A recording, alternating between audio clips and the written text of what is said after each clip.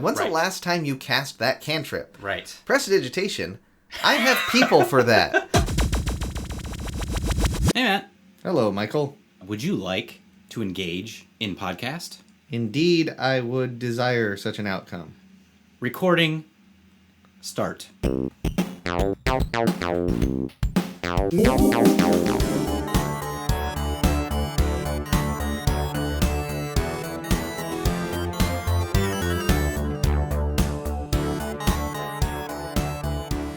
Hello and welcome to Hacking the Grepson, where we're going to be doing a quick little fun thing where we talk about, taxonomy? Tech taxonomy, that's what I'm going to call it. I think on an earlier episode, we talked, maybe our Software 101 episode, we kind of talked about some of the basic terminology that people in our profession use. You could call us coders, you could call us programmers, you could call us hackers, you could call us script kiddies, software engineers, computer scientists, and they all mean something slightly different. But what caught my fancy recently was a comment on an article on the website Hacker News. If you don't know Hacker News, I basically when I want to know what the nerds and geeks of the world are talking about and thinking about, I go to Hacker News. It was started by Y Combinator, Combinator, I think. Combinator, yeah. I don't know where Combinator came from, but that's great. I'm going to call it now that. They are a VC fund, and they basically do a thing every year where people do startups, and they go into a Y Combinator, and someone like wins it and gets money for their startup. So it's like Shark Tank? Right. It's like nerd Shark Tank. They've been doing it for years. I think it was started by some guy named Paul Graham. Anyway, they have a website where they basically do a Reddit or Dig-like posting of news articles, but they're all very specific to very techie, geeky, niche-y things. In fact, when you sent this to me, I thought it was Reddit until I looked at it on my larger monitor, because I opened it and immediately scrolled past all the, which I do with everything. I scroll past all the headers and go right to the meat of the, and it looks like Reddit. Yes, exactly. If you went to Reddit, .com/r/geek or /development or whatever, it's basically just that. Anyway, there was an article that someone posted called "Programming Isn't Coding," and like all good internetizens, I did not read the article, and I just jumped right to the comments. Didn't even know there was an article. Exactly. I just figured they had to, hang the comments on something. And someone put an interesting comment that said, "No one asked me, but my taxonomy is coding, typing or clicking to have computers do stuff. Programming or programmer, knowing how to type or click to make computers do stuff given knowledge of the SDK, libraries, toolchain, and ideally how to communicate effectively with the IDE or integrated development environment," which we have a whole episode about. And then finally, software engineering, knowing when not to program, knowing about components and the implication of their boundaries and contracts with the things outside of that component's boundaries, which in my world includes, but is not limited to, other methods in that same module, other modules in the same deployment, internal consumers, and most importantly, any promises the code or management have made to external consumers. In far fewer words, coding, you can use a hammer. Programming, you can use that hammer to make an IKEA cabinet, whether you have the correct tools or instructions. Software engineer, able to design an IKEA cabinet for others and striving for a very low RMA rate, which I believe is like the returns. Something like that, Yeah, like when people say this thing is broken and they send it back. So this guy is basically saying, here are three very common terms in the development world and how I see them. I thought it was an interesting way to put it. Matt, what do you think? I think that Daniel, who wrote this comment, Daniel? Oh, yes, good Daniel. Daniel. Daniel. Is on the right track with this. And I do think, unlike the initial commenter, or unlike Replier. the commenter, the first replier to this. Who said, this is BS, guy. Yeah. Unlike them, I actually do think this is a worthwhile conversation to be had. Okay. I don't know that I agree with the definitions necessarily, and we can talk through those. Okay.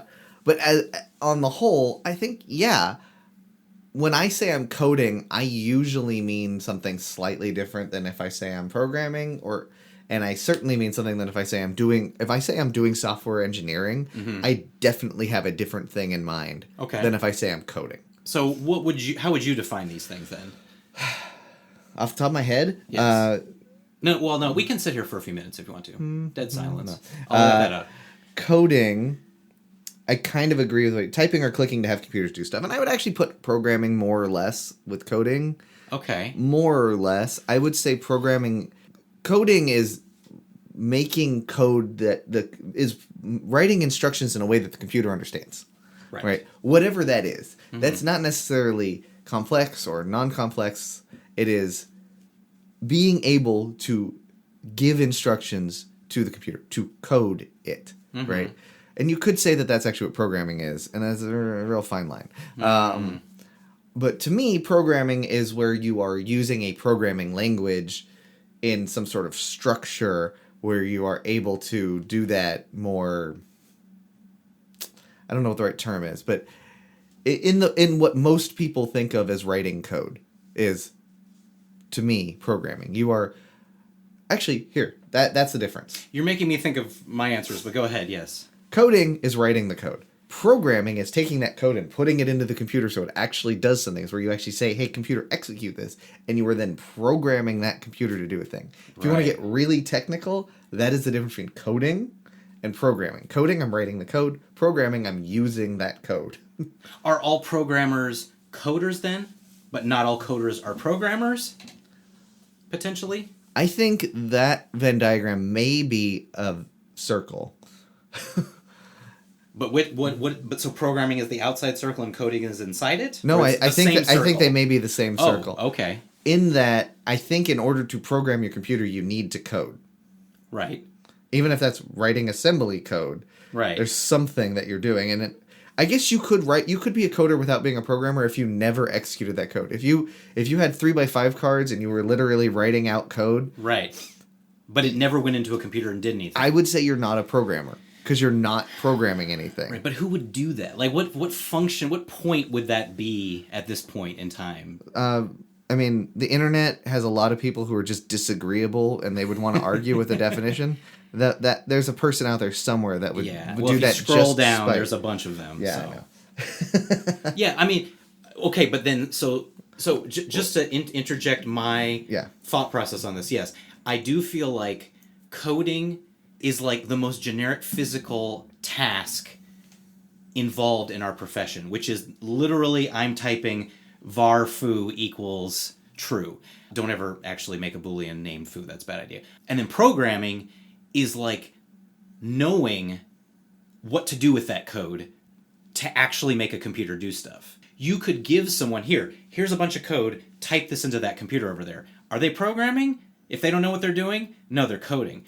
Me, if I typed it because I know what that does, I'm programming that computer. It's sort of like if I is it like if you use an architect, like if I make the blueprint, but I have this other guy who just does the labor of bashing the nail into the 2x4, but he or she would never know how to put that together into a house, and that kind of goes back to the knowing how to use a hammer versus knowing how to assemble it into something like an IKEA cabinet.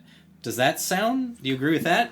Yeah, I don't know if I would assign them to these words specifically, but I definitely think that's the more useful discussion to have about there terminology. Is that difference, but the words, the semantics are... Right. And where that usually falls out is, your job title level, right? You probably aren't going to be a coder.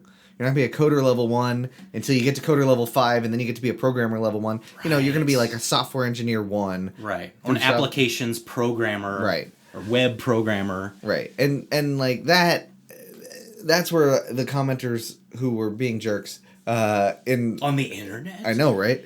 Where their point made sense. I just didn't like the way they delivered it. So for me, coding and programming, that's kind of two sides of the same coin. Okay. I like your distinction of like one is a transcriptionist, the way you described it. Yeah. They are literally like the way I first wrote basic programs. I had a book because I was 8 and they didn't have the internet available to me. Right. there was a book that came with our computer that was basic, and you opened it, and on pages were sometimes actual programs. 10, right? Do this thing. Like, if you 20. just look at that book and type that into a computer, are you a programmer or are you just a coder at that point? At that point, I would say you're at best a coder. Yeah, you are not a programmer because you don't know what's happening. If you understand what those mean, like you said, right, then I could say you're programming. Because then you have some conscious act that is going into how that system is going to behave. When you start changing it, when you start using your own thought process on it, that is when you go from that level of being a transcriptionist to being a programmer. To being a writer. Yeah. Maybe. Like, I guess if you took coding, a coder, and you said code monkey, right, versus programmer, and I don't really like the term code monkey. Yeah, but I feel like coding is sort of shorthand for that. Yeah, I think so. If you look at it from that perspective, I think the expectation is your coder is the person who is like, you told them what this thing needed, what the input was, what the output needed to be, and then they wrote it. Right. And there wasn't a lot of thought process. Like you said, here's the algorithm I want you to follow. I want you to write me Dijkstra's algorithm, and here's the input I want, and here's the output format. And they were like, okay, translate. Mm-hmm. They're not necessarily having to do things. A programmer then is like, hey, I need a system that's going to find me the shortest path between these 2 points, given all these cities and blah, blah, blah. Mm-hmm. And like, go figure out how to do that. Right. And then we get into software engineering. Yeah, I was going to move on to that one. So software engineering is a completely different beast. And they wrote a lot more for that. Yeah. So software engineering is a discipline. I disagree with the knowing when not to program. I agree with the thought behind that, with the intent of that, but that's not how I would do it. Software engineering is the process by which you create software that is reliable and robust and has been thoroughly tested. And, the reason it's engineering as opposed to software development, which is where, like, I would put software development, I would probably lump coding and programming together, put software development more in the middle there, and then have software engineering as a different type, because you can just write software, and that's software development, that's programming, right? Whatever. Software engineering, though, is where you take that and you actually have a process to it, just like you would with engineering hardware, actual like physical machining of, like, there's a process to it. Right. That's when it becomes engineering, when you're documenting things and testing them thoroughly and ensuring that the thing you're creating is actually going to do what you think it's going to do and not just be a random jumble of things. Yeah. It's the difference between, like, I'm writing a script for myself in 5 minutes to do the job once. Yeah. And I'm going to write a entire web application that is going to keep state and is going to live for a long time, and other people are going to use it besides myself, and it needs to be running reliably. If you're just coding that, if you're just programming that, right, and you're not doing software engineering, you're going to have a problem. Unless you're really just amazing, which you're not. Right. Initially, I thought that this was more like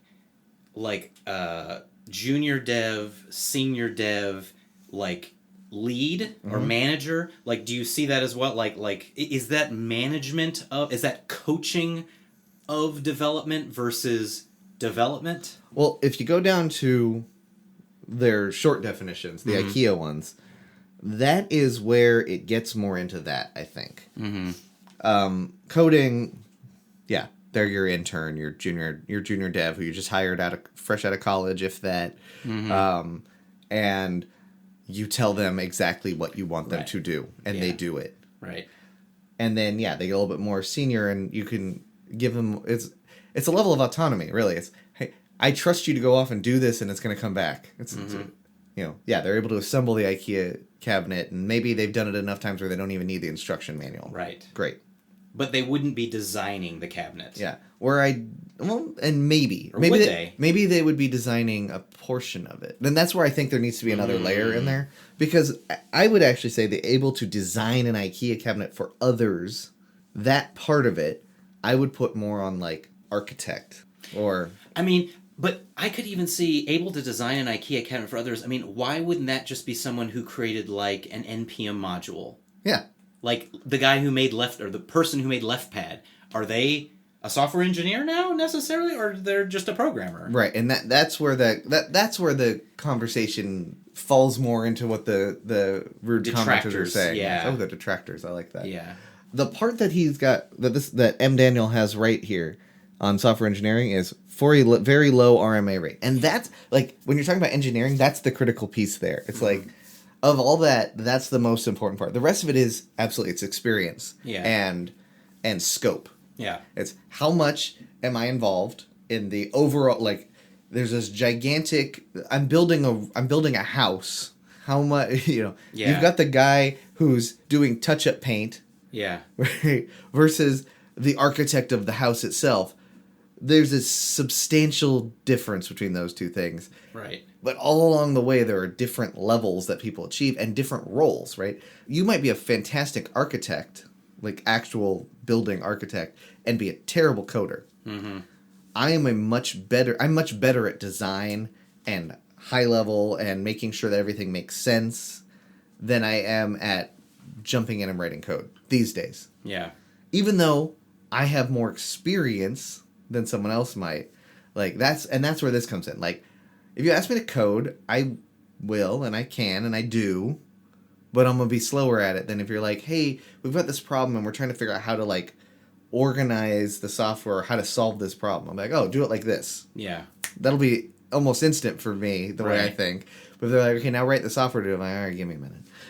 It's like, I mean, you start out, knee deep in the details of how you do this thing, and then as you get more experience and time, you move on to, like you said, the coaching. It's like a baseball player who's played 20 years and then they retire and now they coach. It's not that they necessarily can't swing a bat at the ball anymore, but they're probably not as good as the young guys who are doing it, but they know the strategy of running a team and getting the right players and how much to pay them and how hard to work them and, physical therapy and all that. There's so much, like you said, the scope. They just have a huger scope of the whole thing. I guess the final question is like, I mean, is this a useful distinction that this person makes, or is this BS like the top replier is? I think your sports analogy amazingly made me think of something. I cannot believe you just said that. Sports ball. I know. It's the answer. I'm going to equate it to something geekier. Please. In a contrast, and I think this will just demonstrate how people think differently about problems. Okay. I think a lot of people think about most jobs and skills the way that leveling in RPGs and D&D works, right? Mm-hmm. Like, I learned this stuff. Now I'm level 2 and I've learned this extra stuff, but I still know all the stuff from level 1. Right. Now I'm level 3 and I'm still just as good at and I'm now level 20 and I'm basically a god and I can still do all the things from level 1. Still do a cantrip. Don't worry. And I think, going to your sports analogy, that is not how life works, right? Maybe I can do those things, but I'm rusty at that. When's the last time you cast that cantrip? Right. Prestidigitation. I have people for that. I have people. Right? But the coaching aspect, and I think that's where we've talked about improv before on this podcast. I talk about improv being a team sport a lot. Yeah. And I probably talked about it the one time that we talked about it in detail. But don't worry, there'll be more in that series. There absolutely will be someday. Different people fulfill different roles on a team. Your coach is fulfilling a different role on your baseball team than your pitcher, who's fulfilling a different role than your star hitter, who's fulfilling a different role than an outfielder. It all came back to sports ball. You didn't want it to, but it did. I'm running out of sports ideas. And that doesn't necessarily mean that these people don't know how to do different things, but they're different tasks. Coding is a different task that maybe is part of software engineering. Right. So is design. So is testing. All of those are part of. Yeah. And so it's like, together, I have all these component pieces. It's a spectrum. And not as a line spectrum, but more like a color wheel. Yeah. Okay. Well, I think we crammed enough analogies in there. Sports, D&D, color theory. You get everything on this podcast, listeners. Daniel, thank you for your insightful and interesting comment, because obviously it led us down this road. Thank you for listening to this episode of Hacking the Grepson. If you go on the interwebs, you can find us at hackingthegrepson.com. for more episodes of this enlightening podcast on your favorite device. And until next time, we now return you to your regularly scheduled lives already in progress.